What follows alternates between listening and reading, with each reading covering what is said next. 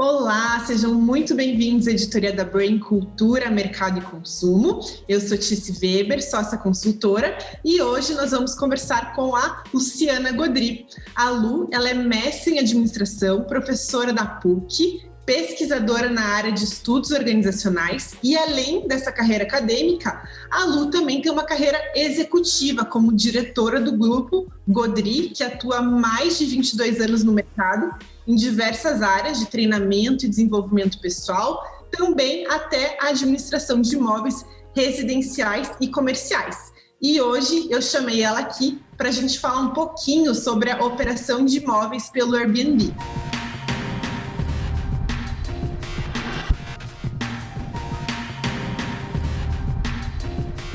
Lu, seja muito bem-vinda. Olá, pessoal, que honra estar aqui com vocês, que alegria poder compartilhar um pouco do meu trabalho com vocês, espero que seja útil. Com certeza vai ser. Lu, conta pra gente um pouquinho, para quem é leigo no assunto, não conhece, como que funciona a operação de imóveis pelo Airbnb?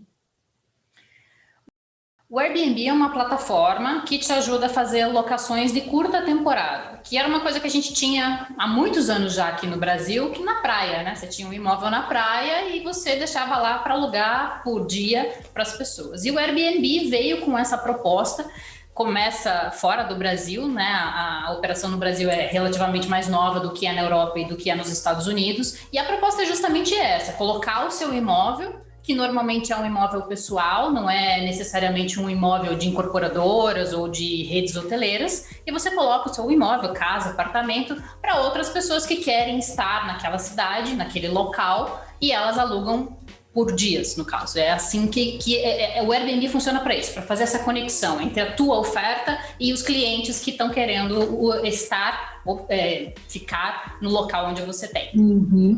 E além dessa ponte que a plataforma proporciona, qual é o suporte que o Airbnb oferece, tanto para quem está disponibilizando o seu imóvel, quanto para quem está fazendo essa locação de curta temporada?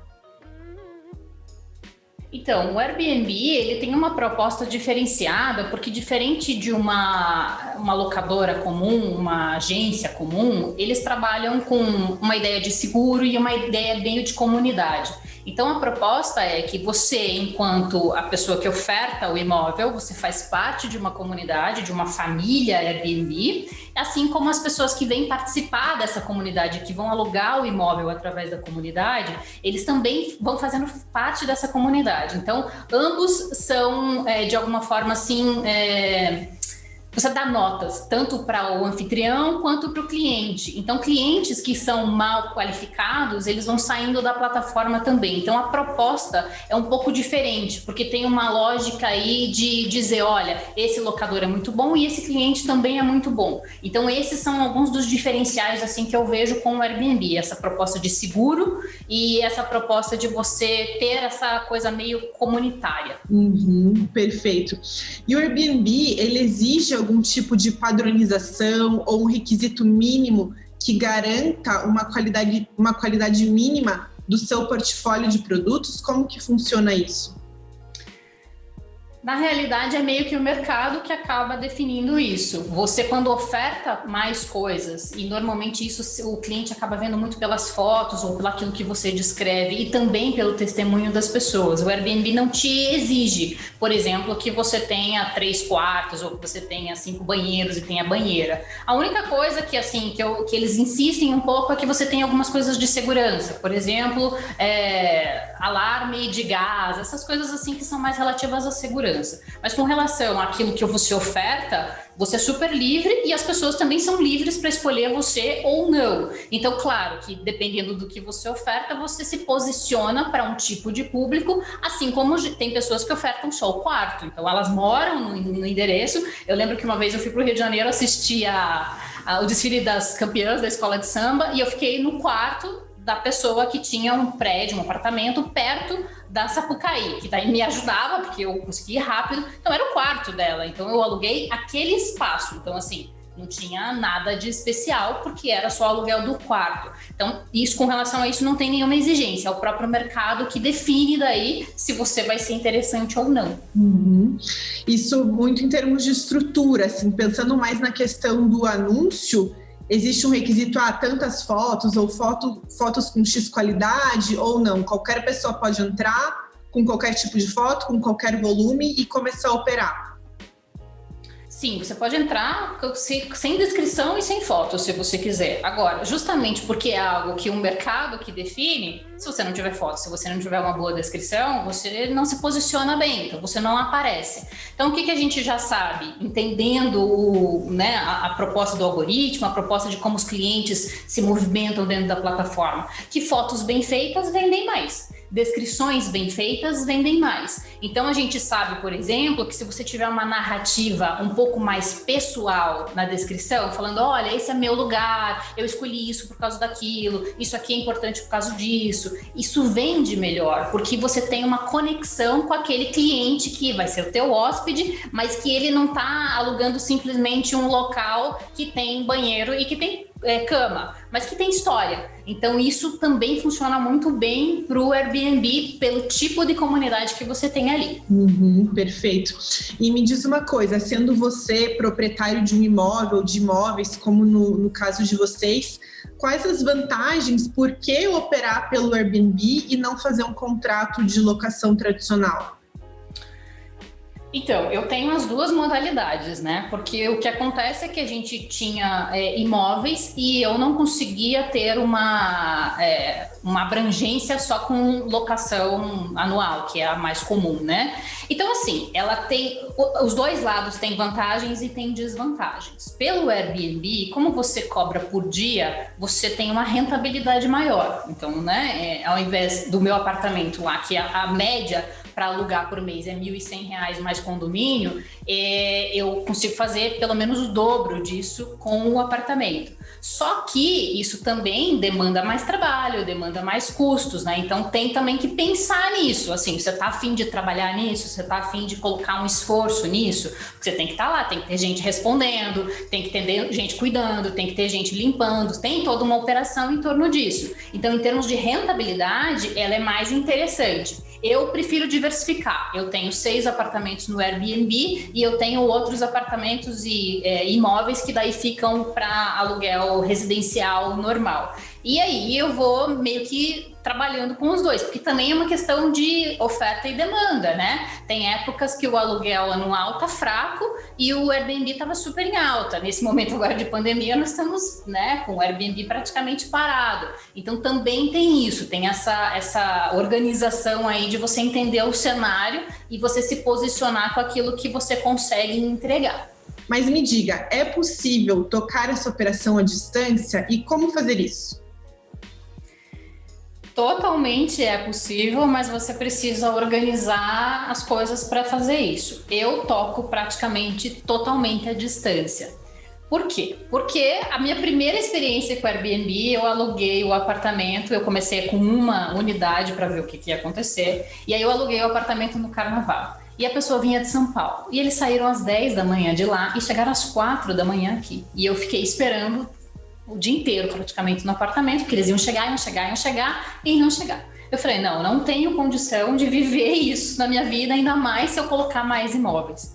Então, o que eu fiz? Eu optei por essa opção de que a pessoa faz o check-in sozinha, que a gente conversa tudo pelo WhatsApp, então assim, eu não tenho contato com a pessoa. Isso é um estilo de operação para o Airbnb, tá? Tem gente que acha que dá mais resultado se você tiver um relacionamento com o cliente, você ir lá, abrir a porta, mostrar o imóvel e tal. Eu não optei por isso, porque para mim não funcionava. Então eu coloquei fechadura eletrônica, eu deixei comunicação aberta com o cliente o tempo todo, então eu tô com o WhatsApp, né? O pessoal da operação fica com o WhatsApp o tempo todo para conversar com a pessoa e para mim funciona super bem. Inclusive, eu opero assim e a pessoa que me ajudou a começar com o Airbnb, ele tá no Vietnã hoje em dia, ele tá morando lá há mais de um ano e ele opera imóveis aqui em Bombinhas. Então, ele tá do outro lado do mundo operando imóveis aqui em Bombinhas. É claro que alguma presencialidade você tem que ter, mas não é necessariamente sua. Por exemplo, o pessoal de limpeza. Mas o pessoal daí você coordena a coisa online, né, por telefone e tal, e aí você executa as coisas presencialmente através de outras pessoas, mas a operação em si totalmente possível de ser feita de forma remota. Perfeito. E me diz uma coisa, você acha que qualquer tipo de imóvel vale a pena operar pela plataforma? E daí aproveito já para perguntar, já que você falou desses dois tipos de operação, uma operação mais à distância, mais mecânica, e essa outra mais pessoal, né, num atendimento mais próximo da pessoa, você entende que tipos de imóveis diferentes exigem ou combinam com essa forma de operar diferente? Então, vamos para a primeira pergunta, que era a relação de se qualquer imóvel cabe no Airbnb. Acho que não, porque assim, o que eu percebo, principalmente dos meus clientes, é que eu tenho muito mais turistas do que pessoas que vêm a negócio. Então, se essa operação de turismo, você precisa ter uma localização que seja interessante, ou que tenha coisas que ajudam para a pessoa que seja turista. Então, por exemplo, eu tenho estacionamento, então isso ajuda bastante porque a pessoa que vem a turismo de carro tem um lugar para deixar o seu carro. Os posicionamentos dos meus imóveis são Jardim Botânico, Água Verde, então são regiões ou são bairros que interessam em termos turísticos. Então, dependendo de onde você tem um imóvel, pode não funcionar muito bem se você pensar nessa lógica de turismo. Tem uma clientela do Airbnb que é um pessoal para negócio, então eles vêm durante a semana, precisam trabalhar aqui. Só que aí também vai depender da posição do seu imóvel. Então eu atendo, por exemplo, muito evento. Há pouco tempo teve um concurso, e aí o concurso traz muita gente para a cidade. Quando tem show na cidade. Só que aí isso também depende da tua localização, porque se você está muito distante dos centros ou dos locais de evento, também fica complicado. Então você tem que entender que tipo de público que você te interessa e se esse imóvel cabe para aquilo que esses clientes fazem. Então, no meu caso, como é muito turismo, eu sei que eles vão nos pontos turísticos. Então, eu tenho que ter uma possibilidade de eles se movimentarem fácil. Então, isso é uma das coisas assim, que eu acho que é bem importante para considerar para você entrar ou não no Airbnb. E a segunda pergunta era sobre ter a proximidade do cliente. As diferentes formas de operação, mais próxima ou mais mecanizada, se você entende que diferentes tipos de imóveis combinam com diferentes formas de operar. Eu acho que é mais o tipo do cliente, assim, sabe? Não é tanto o imóvel que vai definir isso, mas vai definir muito o teu estilo e o cliente que você acaba chamando para o teu estilo, ele acaba tendo um match ali. Porque eu também sou assim enquanto cliente, eu não gosto muito. Quando eu já usei o Airbnb em muitos lugares do mundo e eu não gosto muito que fique em cima de mim. Tipo, eu vou te mostrar isso, vou te mostrar aquilo. Eu não quero ser amiga do anfitrião. Então, eu sou assim enquanto cliente, enquanto hóspede, e eu também sou assim enquanto anfitriã. Então, eu acho que tem muito mais a ver com o seu jeito de ser e com os clientes que você quer atrair do que com o imóvel em si. Perfeito, bem colocado. Outra coisa, você comentou que você particularmente atinge muito esse pessoal do turismo, né? Na sua percepção, os imóveis do Airbnb, esse portfólio do Airbnb, ele representa uma concorrência significativa para pousadas e hotéis?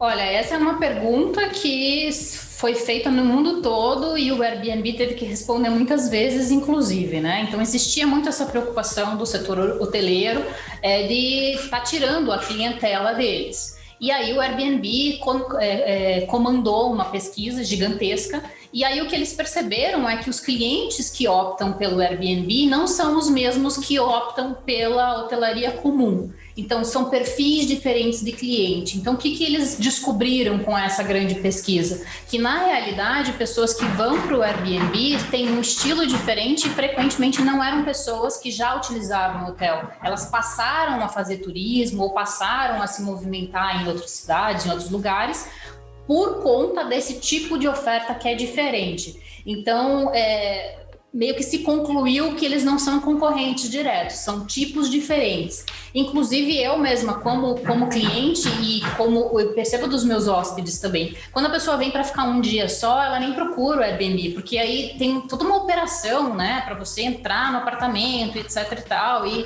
taxa de limpeza e combinar com o cara, porque daí normalmente você não tem a figura do recepcionista que você teria no hotel. Então quando eu vou, por exemplo, para um congresso ou para uma reunião que eu sei que é jogo rápido, que eu vou ficar um dia, eu nem procuro o Airbnb, eu já vou para o hotel direto.